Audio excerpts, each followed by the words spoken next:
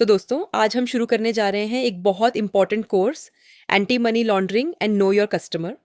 सबसे पहले हम कवर करेंगे part A, anti money laundering, और उसका chapter 2, money laundering some methods.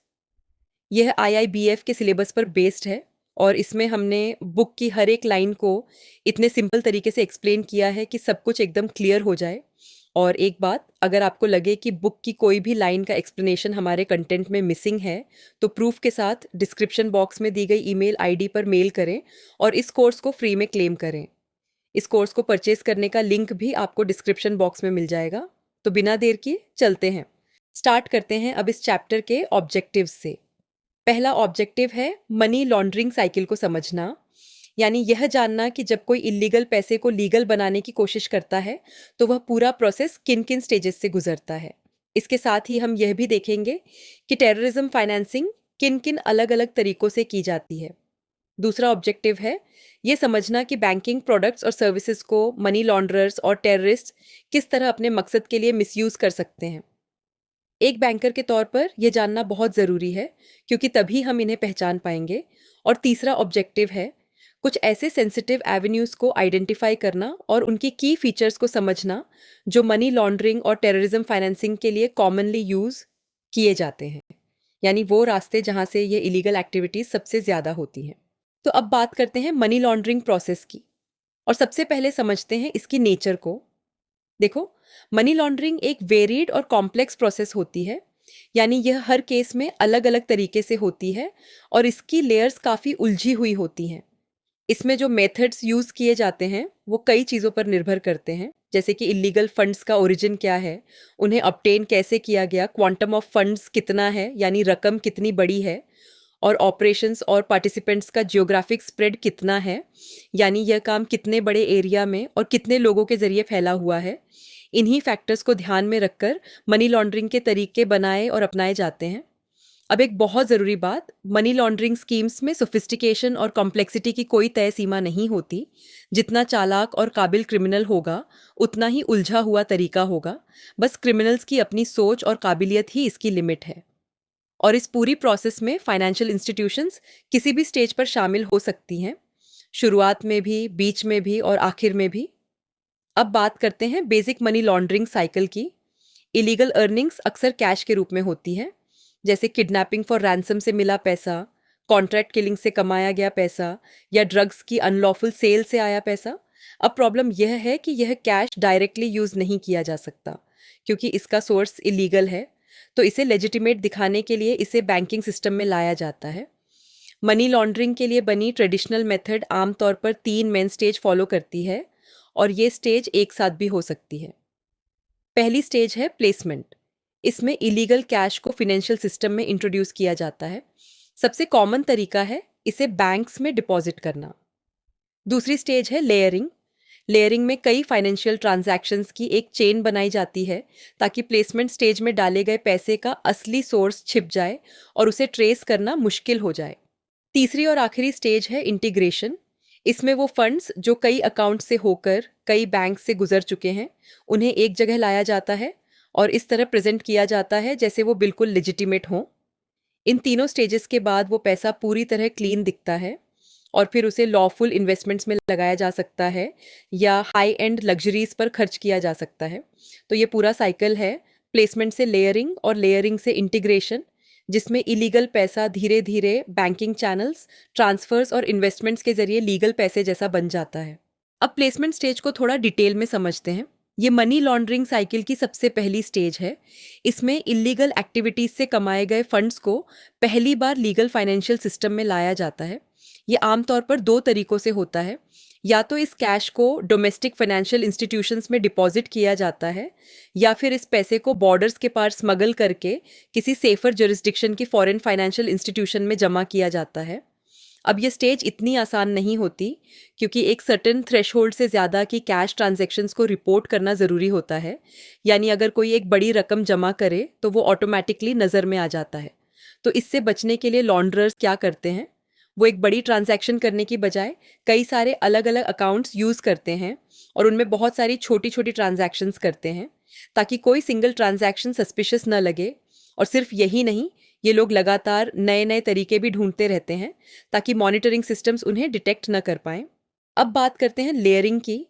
जब फंड्स फाइनेंशियल सिस्टम में आ जाते हैं, यानी प्लेसमेंट हो जाती है, तो अगला काम होता है उनके ओरिजिनल एंट्री पॉइंट को छुपाना ताकि कोई इन्वेस्टिगेटर उस सोर्स तक ना पहुंच पाए। लेयरिंग का मतलब ट्रांजैक्शंस की कई लेयर्स बनाना होता है। ये एक ऐसी टेक्निक है जिसका इस्तेमाल पहली ट्रांजैक्शन को छिपाने के लिए किया जाता है। इसमें फंड्स को कई सारे अलग अलग अकाउंट्स में कई अलग अलग नामों से और कई अलग अलग फाइनेंशियल इंस्टीट्यूशंस के जरिए बार बार ट्रांसफ़र किया जाता है। हर ट्रांसफ़र एक नई लेयर बनाता है और जितनी ज़्यादा लेयर्स उतना ज़्यादा मुश्किल हो जाता है ओरिजिनल सोर्स तक पहुंचना। ये ट्रांसफ़र सिर्फ एक देश तक सीमित नहीं होती, ये अलग अलग कंट्रीज़ में भी की जाती हैं और इन्हें फेक या मिसलीडिंग बिजनेस डीलिंग्स की तरह दिखाया जाता है ताकि यह जेन्युइन लगे। पूरा मकसद यही होता है कि फंड्स का ओरिजिन, उनकी नेचर और उनकी ओनरशिप तीनों को ट्रेस करना नामुमकिन बना दिया जाए। और चूंकि बैंक्स लार्ज वैल्यू ट्रांजैक्शंस पर नज़र रखते हैं, इसलिए लॉन्ड्रर्स इन एक्टिविटीज़ को बड़े केयरफुली डिज़ाइन करते हैं। अब एक और बात जो इन्हें और आसानी देती है, ग्लोबल फाइनेंशियल सिस्टम में ट्रांजैक्शंस का वॉल्यूम इतना ज़्यादा होता है, ट्रिलियंस ऑफ डॉलर्स में, कि उस भीड़ में इलीगल ट्रांसफर्स आसानी से नज़रअंदाज हो जाती है।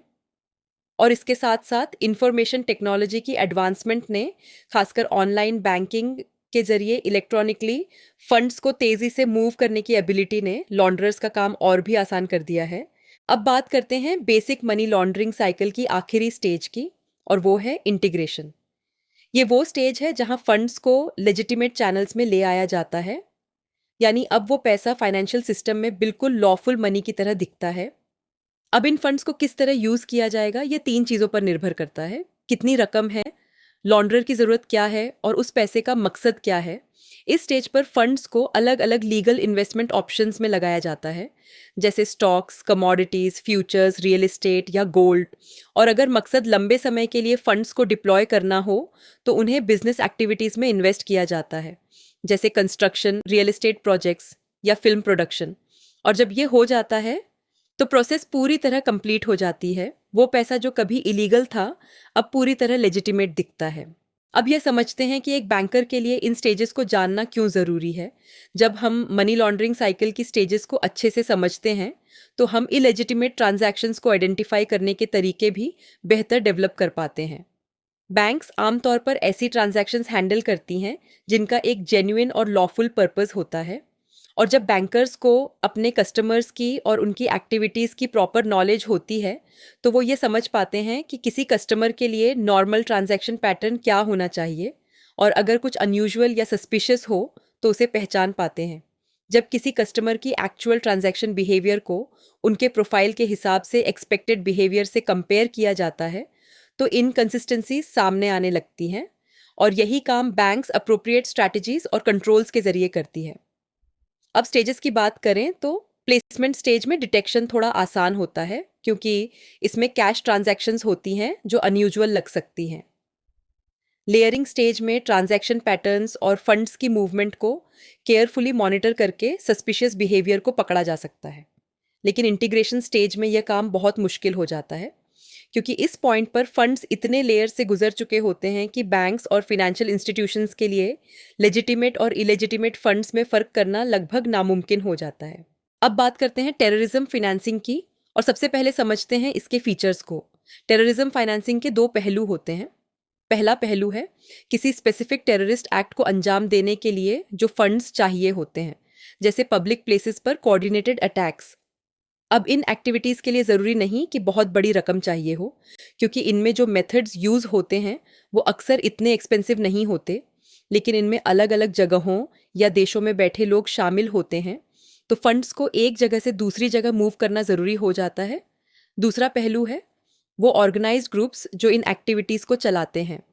ये ग्रुप्स अपने काम को किसी आइडियोलॉजिकल, रिलीजियस या पॉलिटिकल मकसद से जोड़ते हैं, और इन ऑर्गेनाइजेशंस को काफ़ी बड़ी रकम की ज़रूरत होती है, जैसे लोगों की रिक्रूटमेंट और ट्रेनिंग के लिए, वेपन्स और एम्यूनिशन खरीदने के लिए, नेटवर्क्स डेवलप करने के लिए, सर्वेलेंस करने के लिए और प्रोपेगेंडा फैलाने के लिए, ताकि लोगों का सपोर्ट मिल सके।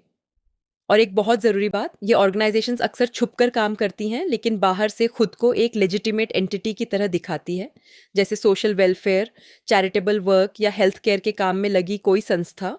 ये उनका असली मकसद छुपाने का तरीका होता है। अब बात करते हैं इंडिविजुअल टेररिस्ट एक्टिविटीज़ की फाइनेंसिंग की।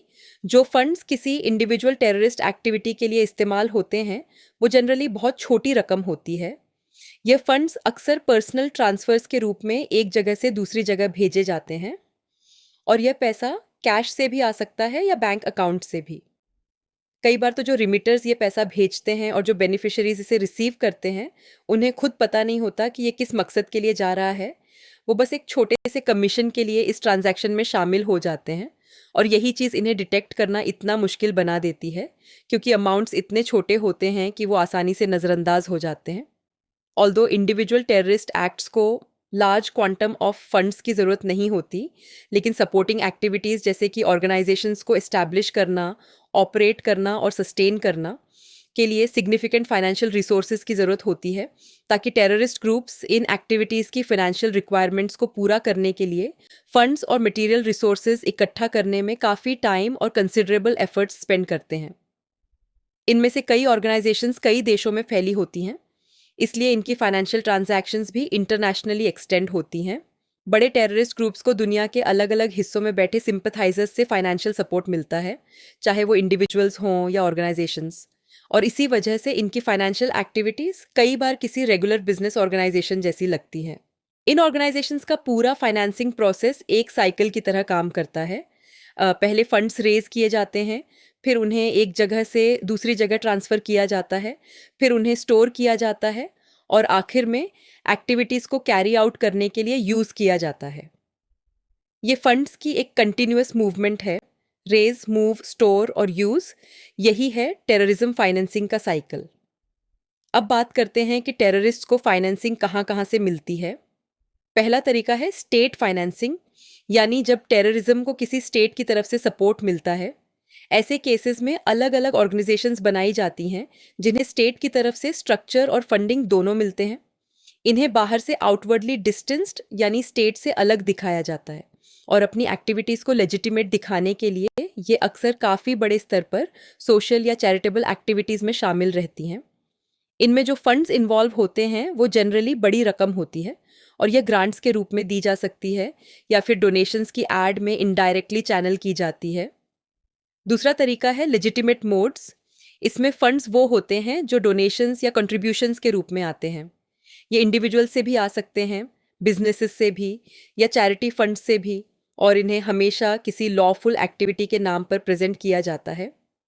तीसरा तरीका है प्राइवेट फंडिंग।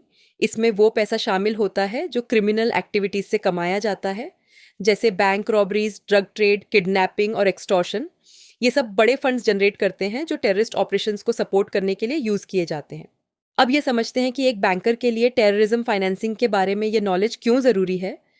जो remittance transactions specific terrorist activities को फाइनेंस करने के लिए यूज़ होती हैं, वो जनरली बहुत छोटी अमाउंट्स की होती हैं, और इसीलिए इन्हें नॉर्मल मेथड से डिटेक्ट करना बहुत मुश्किल होता है।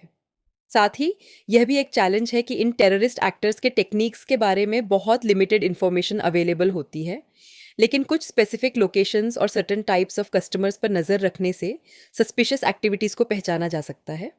और अगर ऐसी ट्रांजैक्शंस को समय पर डिटेक्ट करके रिपोर्ट किया जाए, तो इंटेलिजेंस और सिक्योरिटी एजेंसीज को अप्रोप्रिएट एक्शन लेने में मदद मिलती है।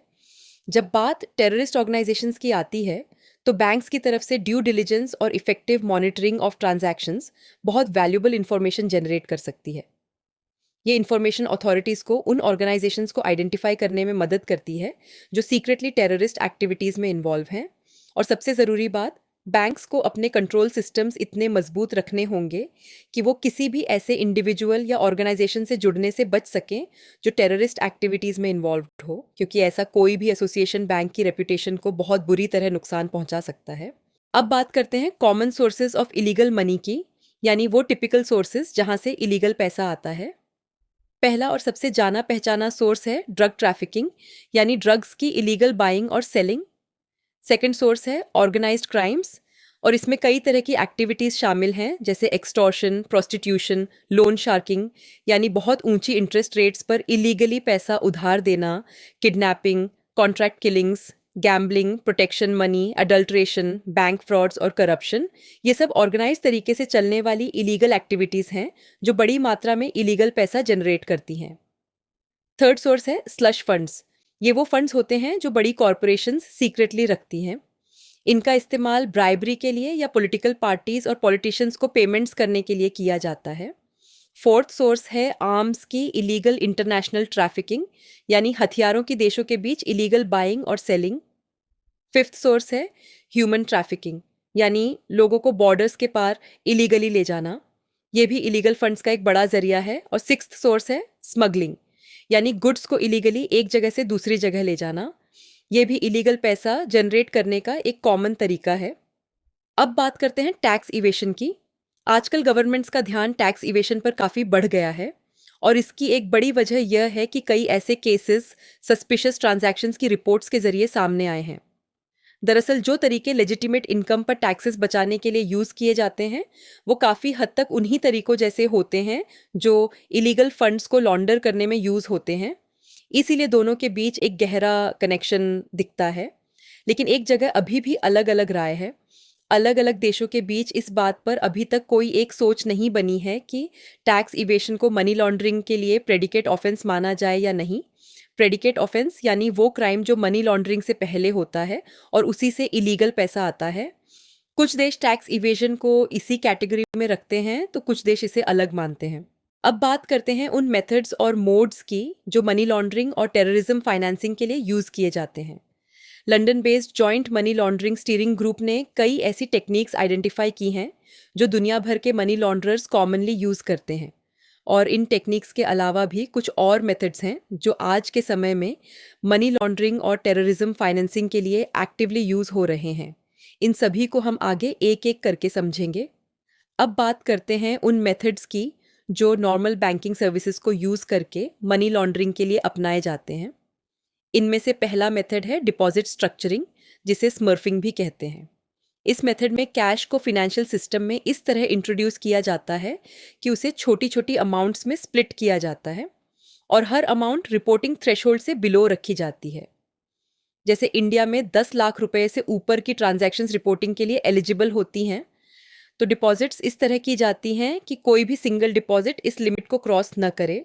और अगर फंड्स बड़े हों तो एक या दो अकाउंट्स की बजाय मल्टीपल अकाउंट्स यूज़ किए जाते हैं।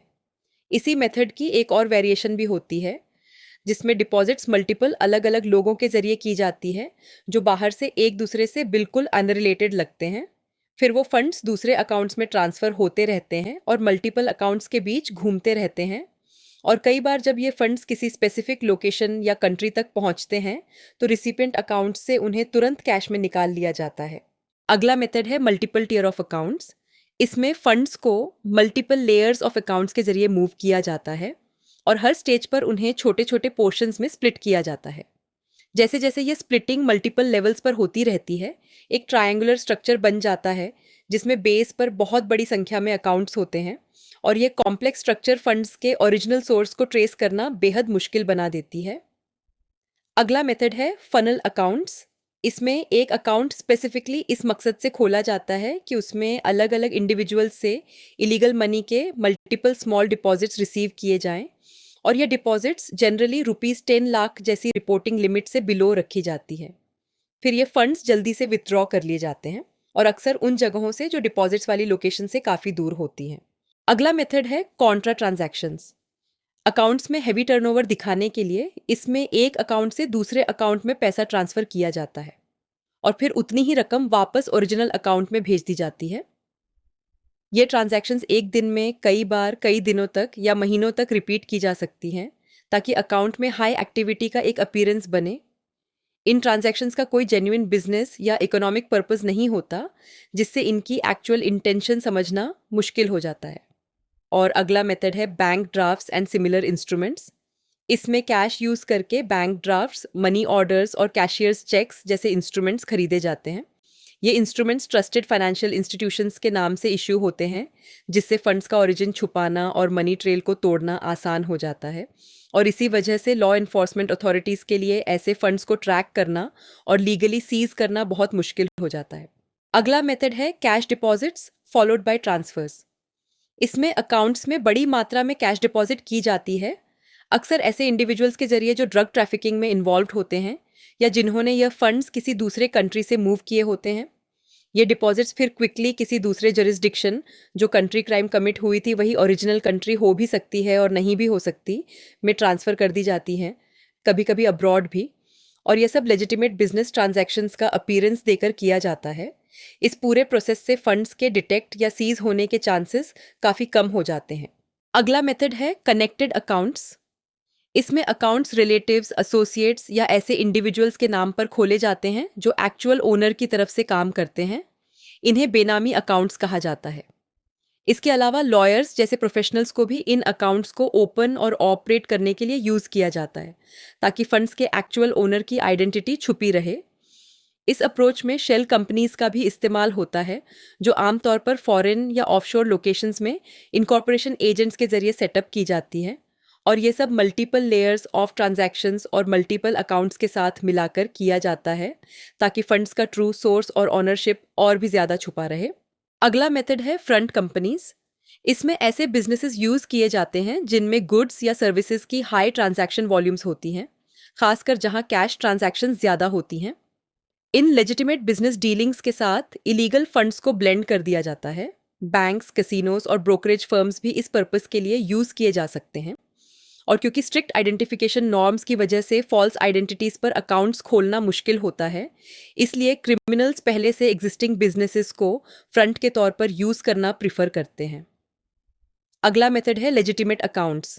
इसमें इंडिविजुअल्स मल्टीपल बैंक्स में मल्टीपल अकाउंट्स मेंटेन करते हैं, कुछ डोमेस्टिक पर्पसेस के लिए और कुछ बिजनेस रिलेटेड ट्रांजैक्शंस के लिए। पर्सनल अकाउंट्स में सैलरी या बेनिफिट्स जैसी इनकम आती है, जबकि दूसरे अकाउंट्स मनी ट्रांसफर्स और चेक पेमेंट्स के लिए यूज़ होते हैं। और कुछ केसेस में टेररिस्ट ऐसे इंडिविजुअल्स के अकाउंट्स यूज़ करते हैं जिनका उनसे कोई कनेक्शन नहीं होता। इन्हें मनी मल्स कहा जाता है, जो एक छोटे से कमीशन के बदले अपना अकाउंट यूज़ करने देते हैं। अगला मेथड है डॉर्मेंट अकाउंट्स। जो अकाउंट्स इनएक्टिव या अनयूज्ड होते हैं, उन्हें कभी कभी इस तरह मिसयूज़ किया जाता है कि एक जेन्युइन कस्टमर रिलेशनशिप का अपीयरेंस बनाया जाए और फिर उसे फ्रॉडुलेंट पर्पसेस के लिए एक्सप्लॉइट किया जाए। ऐसे अकाउंट्स के जरिए बैंक लोन्स जैसी फैसिलिटीज़ भी ली जाती हैं, लेकिन रिपेमेंट इंस्टॉलमेंट्स अक्सर नहीं की जाती। इन अकाउंट्स को दूसरे देशों में बैठे सपोर्टर से फंड्स रिसीव करने के लिए भी यूज़ किया जाता है। इसे एक रियल केस से समझते हैं। एक टेररिस्ट ने कई बैंक्स में अकाउंट्स रखे थे, जिनमें से 2 अकाउंट्स में बहुत छोटी बैलेंसेस थीं। ये मिनिमल अमाउंट्स इसलिए रखी गई थीं ताकि अकाउंट्स एक्टिव रहें और कोई सस्पिशन अट्रैक्ट ना हो।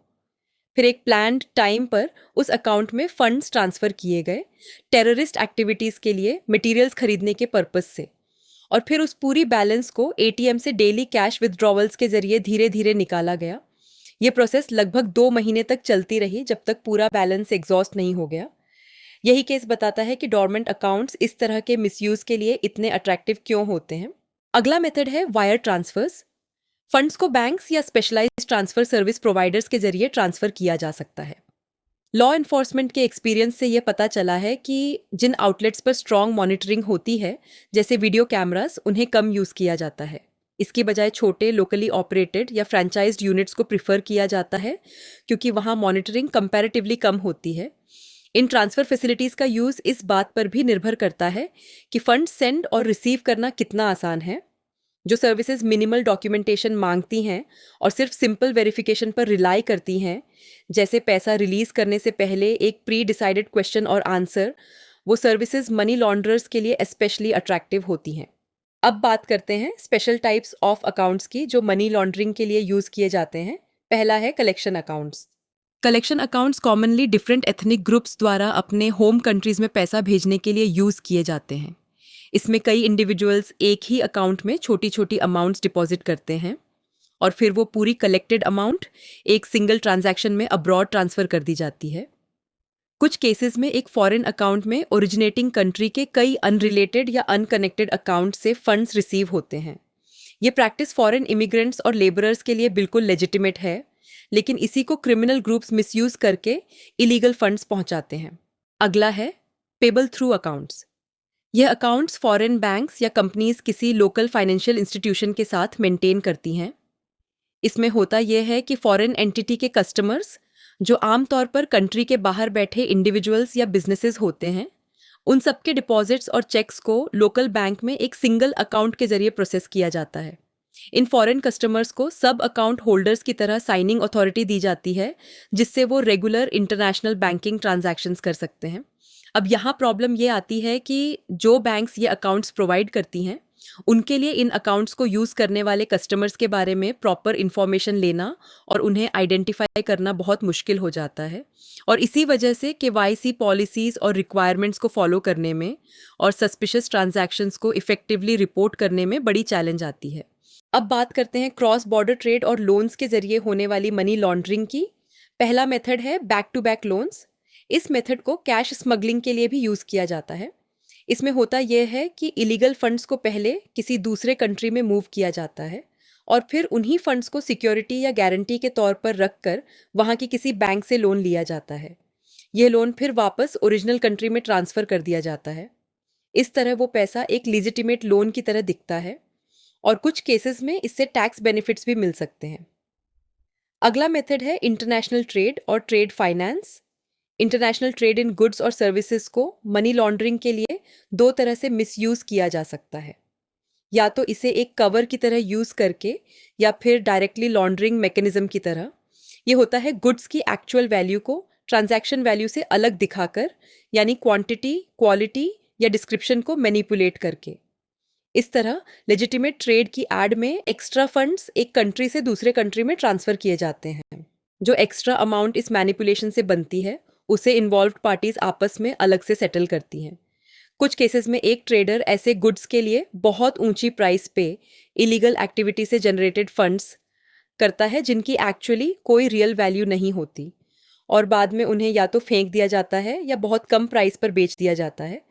ये इनवॉइस मैनिपुलेशन स्कीम का हिस्सा हो सकता है। इस पूरे अरेंजमेंट के जरिए एक्सेस फंड्स दूसरे कंट्री में लॉन्ड्रर के अकाउंट में ट्रांसफ़र और क्रेडिट हो जाते हैं। एक और तरीका यह है कि इलीगल फंड से लग्जरी व्हीकल्स, एयरक्राफ्ट या बोट्स जैसी हाई वैल्यू आइटम्स खरीदी जाती हैं और फिर उन्हें थर्ड कंट्रीज में एक्सपोर्ट कर दिया जाता है। ट्रेड और इनवॉइस मैनिपुलेशन को ऑल्टरनेटिव रिमिटेंस सिस्टम्स के एजेंट्स भी आपस में बैलेंसेस सेटल करने के लिए यूज़ करते हैं।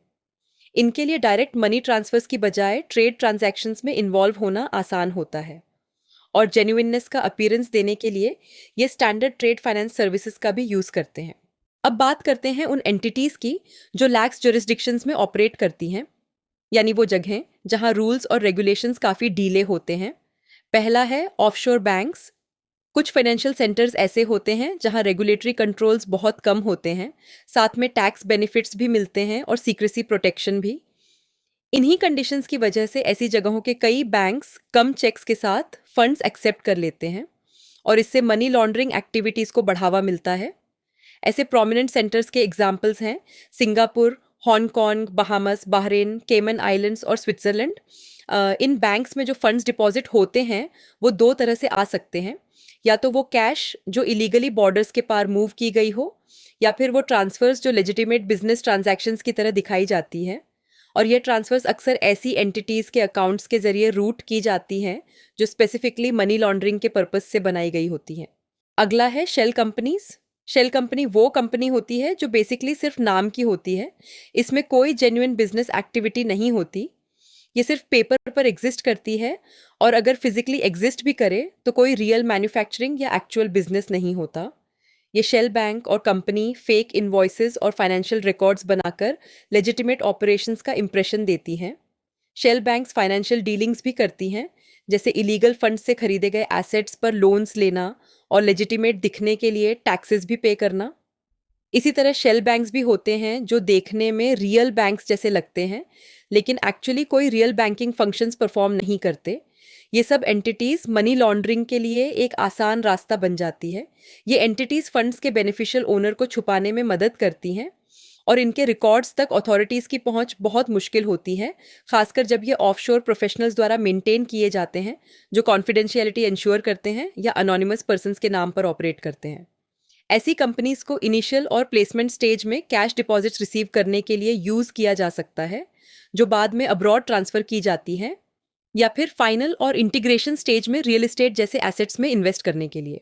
अब बात करते हैं कार्ड्स और रिमिटेंस प्रोडक्ट्स के जरिए होने वाली मनी लॉन्ड्रिंग की। पहला है क्रेडिट और डेबिट कार्ड्स। मनी लॉन्ड्रिंग के लिए क्रेडिट कार्ड ड्यूज की तरफ स्ट्रक्चर्ड कैश पेमेंट्स कई तरीकों से की जाती हैं, जैसे एक बड़ी अमाउंट में पेमेंट करना या कभी कभी थर्ड पार्टीज की तरफ से कैश पेमेंट्स करवाना। एक और तरीका ये है कि क्रेडिट कार्ड से कैश विथड्रॉ किया जाए और फिर उससे कैशियर्स चेक्स जैसे इंस्ट्रूमेंट्स खरीदे जाएं या फंड्स दूसरे कंट्रीज में ट्रांसफ़र किए जाएं। कुछ केसेस में क्रेडिट कार्ड एडवांसेस से मिली कैश को सेविंग्स या करंट अकाउंट्स में डिपॉजिट कर दिया जाता है, और टेररिस्ट्स इन कार्ड्स को इस तरह यूज़ करते हैं कि जिस जगह वो कार्ड यूज़ करें वहाँ सीसीटीवी में उनका कोई रिकॉर्ड न बने, क्योंकि यही सीसीटीवी फुटेज बाद में इन्वेस्टिगेशंस के दौरान उनकी डिटेक्शन का सबसे बड़ा एविडेंस बन सकती है। अगला है प्रीपेड कार्ड्स। प्रीपेड कार्ड्स उन क्रिमिनल्स के लिए बहुत कन्वीनियंट होते हैं जो अपनी पहचान छुपाना चाहते हैं। फॉरेक्स प्रीपेड कार्ड्स ने यह पॉसिबल बना दिया है कि अलग अलग कंट्रीज में किसी भी समय at call cash funds available रहें। हालांकि इन कार्ड्स की लिमिट्स आमतौर पर क्रेडिट कार्ड्स के कंपेयर में कम होती हैं, जिससे इनमें स्टोर या यूज़ की जा सकने वाली टोटल अमाउंट लिमिटेड हो जाती है। लेकिन यह लोअर लिमिट्स टेररिज्म फाइनेंसिंग में इनके यूज़ को नहीं रोकती, क्योंकि टेररिस्ट एक्टिविटीज़ के लिए अक्सर स्मॉलर अमाउंट्स ही काफ़ी होती हैं। इन कार्ड्स को इसलिए प्रिफर किया जाता है क्योंकि ये डायरेक्टली किसी बैंक अकाउंट से लिंक्ड नहीं होते। और सबसे इम्पॉर्टेंट बात यह है कि इन कार्ड से टारगेट कंट्री की इंटरनेशनल बॉर्डर्स के पास से भी कैश निकाली जा सकती है, यानी किसी भी लोकेशन पर बिना किसी बैंक अकाउंट के ट्रेस के कैश अवेलेबल हो जाती है। यही चीज़ इन्हें टेररिस्ट एक्टिविटीज़ के लिए एक बहुत आसान और यूज़फुल ऑप्शन बना देती है। अगला है ब्यूरो द चेंज यानी money changers. Bureau the change जैसी सर्विसेज, जिनमें टेलीग्राफिक ट्रांसफर्स और करेंसी एक्सचेंज शामिल हैं, इन्हें कई कामों के लिए यूज़ किया जाता है, जैसे फॉरेन करेंसीज खरीदना या बेचना, छोटे डिनोमिनेशन के बैंक नोट्स को बड़े नोट्स में बदलना, या travellers cheques, euro cheques, money orders और पर्सनल चेक्स जैसे फिनेंशियल इंस्ट्रूमेंट्स को कन्वर्ट करना। यही फीचर्स इन्हें मनी लॉन्ड्रिंग के लिए अट्रैक्टिव बना देते हैं। इन बिजनेसेस पर ट्रेडिशनल फाइनेंशियल इंस्टीट्यूशंस के कंपेयर में रेगुलेटरी कंट्रोल्स काफ़ी कमज़ोर होते हैं। इनके स्टाफ की एक्सपर्टीज़ भी रिलेटिवली कम होती है और इनके सिस्टम्स और प्रोसीजर्स भी उतने स्ट्रिक्ट नहीं होते। इसीलिए क्रिमिनल्स इन सर्विसेज को प्रिफर करते हैं, खासकर उन जगहों पर जहां जरिस्टिक्शंस हेवीली रेगुलेटेड नहीं होती। अब बात करते हैं अदर रिमिटेंस सर्विस प्रोवाइडर्स की। पहला है रिमिटेंस सर्विसेज। रिमिटेंस सिस्टम्स अलग अलग तरीकों से काम करते हैं, लेकिन जनरली इनका प्रोसेस यह होता है कि सेंडर से कैश एक्सेप्ट की जाती है और फिर उसे बैंकिंग सिस्टम के जरिए दूसरे कंट्री में किसी एसोसिएटेड कंपनी के अकाउंट में ट्रांसफ़र किया जाता है। वहाँ से वो फंड्स फाइनल रेसिपिएंट को अवेलेबल करा दिए जाते हैं। अब मनी रिमिटर्स और करेंसी एक्सचेंजेस की बात करें, इनका एक और तरीका भी कॉमनली यूज़ होता है। इसमें क्रिमिनल ऑर्गेनाइजेशन डेस्टिनेशन कंट्री में लोकल करेंसी में फंड्स रिसीव करती है और फिर उस करेंसी को उन फॉरेन बिजनेसमैन को बेचती है जिन्हें लेजिटिमेट एक्सपोर्ट रिलेटेड परचेसेस के लिए उस करेंसी की ज़रूरत होती है। इस तरह इलीगल फंड्स एक लेजिटिमेट बिजनेस ट्रांजैक्शन की तरह दिखने लगते हैं। रिमिटेंस सर्विसेज कई एथनिक ग्रुप्स में इसलिए पॉपुलर हैं क्योंकि ये बैंक्स के कंपेयर में कम कमीशन पर क्रॉस बॉर्डर फंड ट्रांसफर्स की सुविधा देती है, और इनका यह यूज़ काफ़ी पुराना है। लेकिन प्रॉब्लम यह है कि बैंक्स के कंपेयर में इन पर रेगुलेटरी ओवरसाइट काफ़ी कमज़ोर होती है। इसी वजह से इन्हें मनी लॉन्ड्रिंग के लिए मिसयूज़ किया जा सकता है। और चूंकि ये स्मॉल वैल्यू ट्रांजैक्शंस के लिए सूटेबल हैं और इनमें पहचान छुपाना भी आसान होता है, इसलिए ये टेररिज्म फाइनेंसिंग के लिए भी एक अट्रैक्टिव ऑप्शन बन जाती है। अगला है अल्टरनेटिव रिमिटेंस सिस्टम्स, जिन्हें वैल्यू ट्रांसफ़र सिस्टम्स भी कहा जाता है। ये सिस्टम्स इसलिए खास हैं क्योंकि ये फॉर्मल बैंकिंग सिस्टम को बिल्कुल बाईपास करके एक कंट्री से दूसरे कंट्री में वैल्यू ट्रांसफ़र करते हैं। इसमें एक ब्रोकर होता है, जो कोई फाइनेंशियल इंस्टीट्यूशन भी हो सकता है या कोई साधारण शॉप भी, और यह ब्रोकर दूसरे कंट्री में किसी कॉरेस्पॉन्डिंग बिजनेस के साथ मिलकर काम करता है। अब ये काम करता कैसे है? दोनों तरफ के ब्रोकर्स के अपने अपने कस्टमर्स होते हैं जिन्हें दूसरे कंट्री में पैसा पहुंचाना होता है। दोनों ब्रोकर्स अपना कमीशन काटकर अपने कस्टमर्स की अमाउंट्स को आपस में मैच कर लेते हैं। रिसिपिएंट्स की इन्फॉर्मेशन बहुत कम होती है और वो भी सिर्फ फ़ोन कॉल्स या फैक्स जैसे सिंपल तरीकों से शेयर की जाती है। दो बिजनेसेस के बीच जो नेट अमाउंट ओड होती है उसका सेटलमेंट हमेशा सीधे दोनों बिजनेसेस के बीच नहीं होता।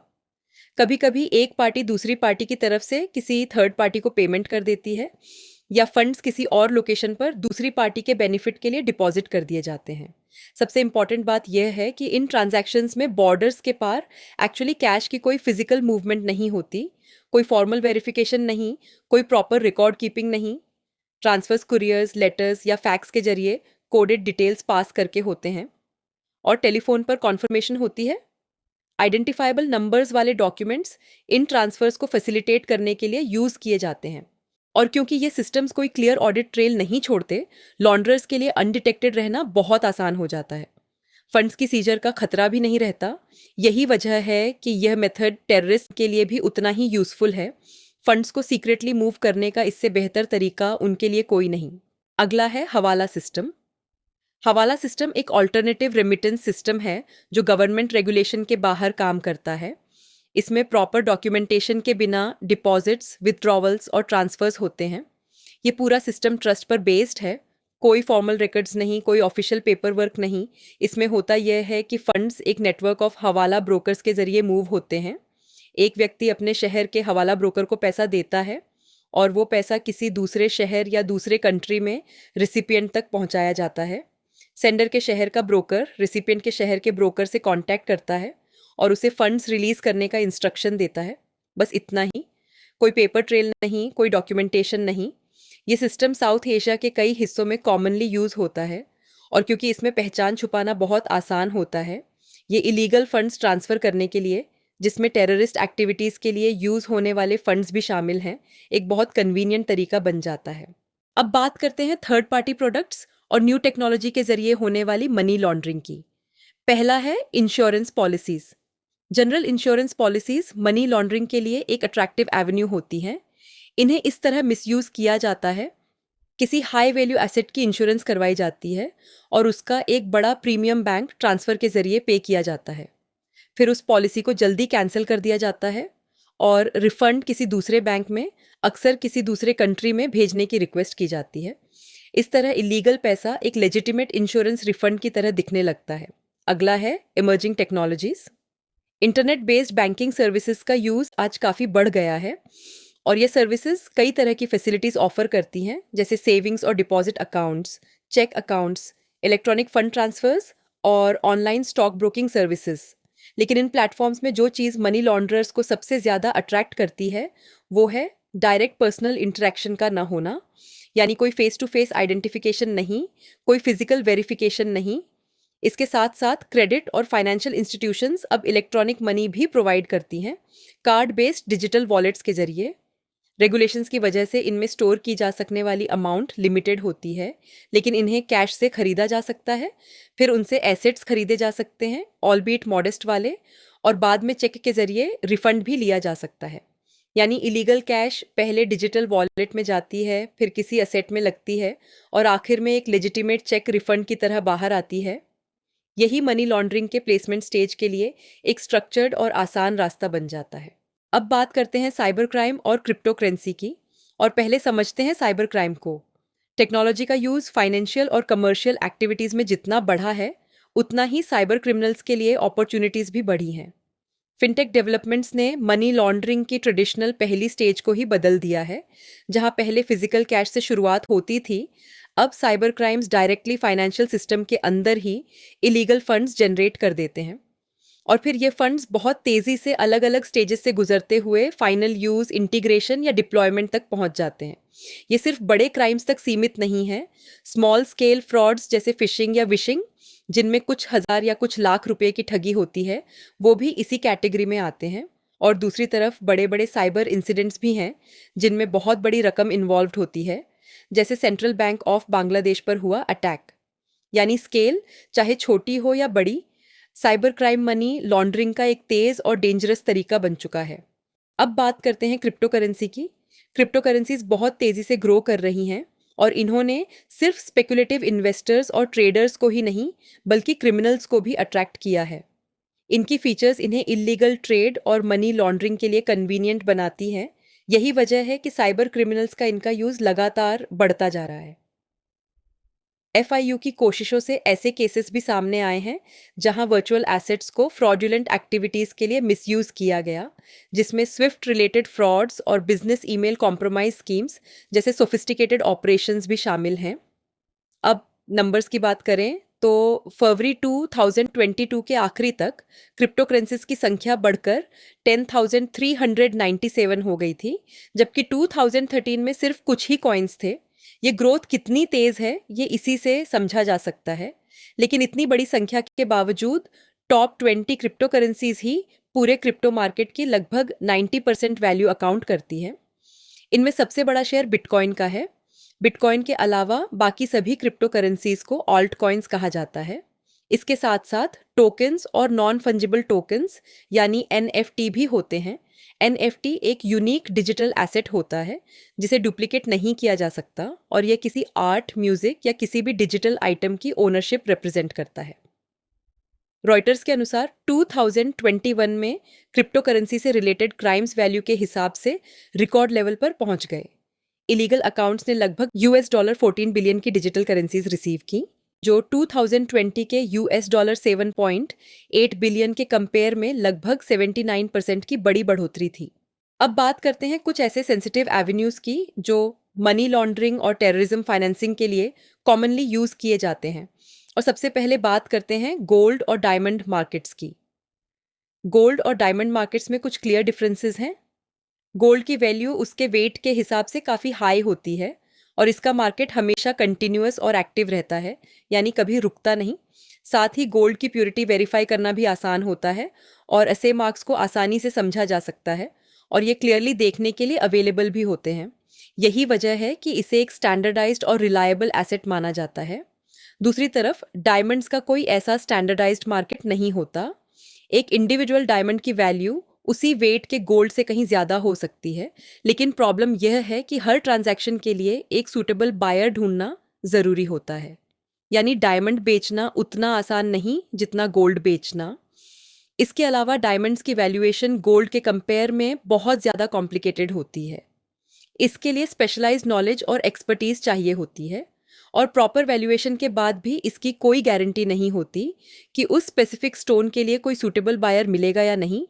एग्जाम्पल, अगर किसी डायमंड की वैल्यू $1 लाख है तो उसे बीच से काटकर 2 हिस्सों में नहीं बांटा जा सकता जिनमें से हर एक की वैल्यू $50,000 हो, यानी डायमंड डिविजिबल नहीं होता।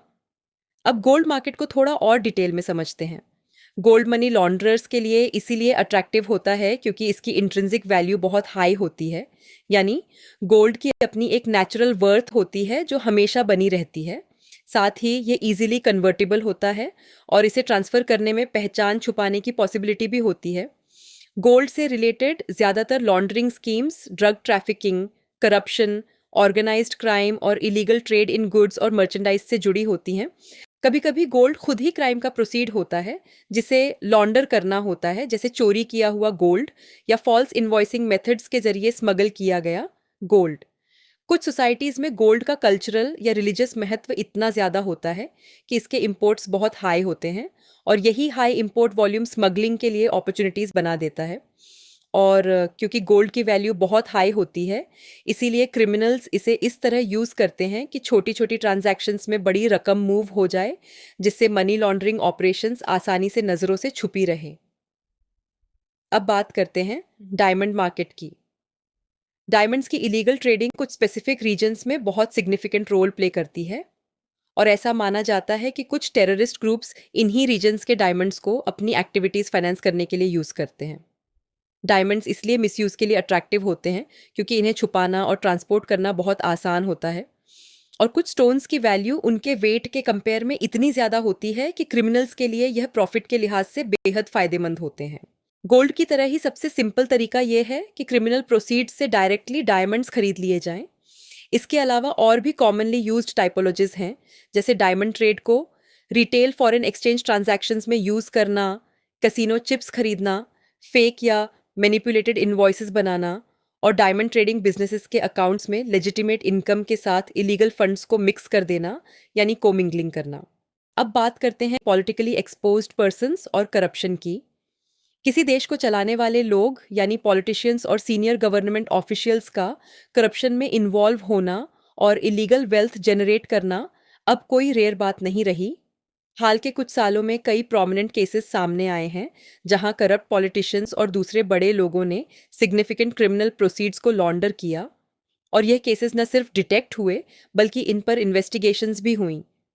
यानी जो लोग सिस्टम को चलाने की जिम्मेदारी में होते हैं वही लोग कभी कभी उसी सिस्टम का सबसे ज़्यादा फ़ायदा उठाते हैं। अब बात करते हैं नॉन प्रॉफिट ऑर्गेनाइजेशंस यानी एनपीओज एंड चैरिटीज़ के मिसयूज़ की। टेररिस्ट ग्रुप्स के लिए एनपीओ स्ट्रक्चर्स बहुत यूज़फुल साबित हुई हैं क्योंकि इनकी ऐड में वो अपनी नापाक एक्टिविटीज़ बड़े आराम से छुपाकर चला सकते हैं। इनका मिसयूज़ कई अलग अलग तरीक़ों से होता है। पहले तरीके में एक ऑर्गेनाइजेशन ऑफिशियली किसी चैरिटेबल ऑब्जेक्टिव के साथ इस्टेब्लिश की जाती है, लेकिन असल में उसका पूरा काम सिर्फ टेररिस्ट ग्रुप्स को फंड्स ट्रांसफ़र करना होता है। यानी बाहर से देखने पर सब कुछ लेजिटिमेट लगता है, लेकिन अंदर से पूरा खेल अलग होता है।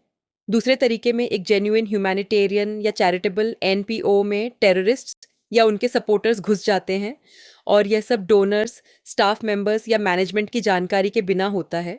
यानी जो लोग अच्छे काम के लिए डोनेट करते हैं उन्हें पता भी नहीं चलता कि उनका पैसा कहाँ जा रहा है। तीसरे तरीके में ऑर्गेनाइजेशन एक इंटरमीडियरी या कवर की तरह काम करती है जिसके जरिए फंड्स मूव किए जाते हैं, आमतौर पर इंटरनेशनल लेवल पर।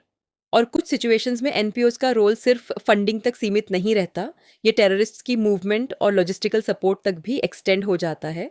यानी रिसोर्सेज कलेक्ट करने में भी ये ऑर्गेनाइजेशंस मदद करती हैं। तो दोस्तों, इसी के साथ हमारा चैप्टर 2 यहाँ कंप्लीट होता है। मिलते हैं चैप्टर 3 में।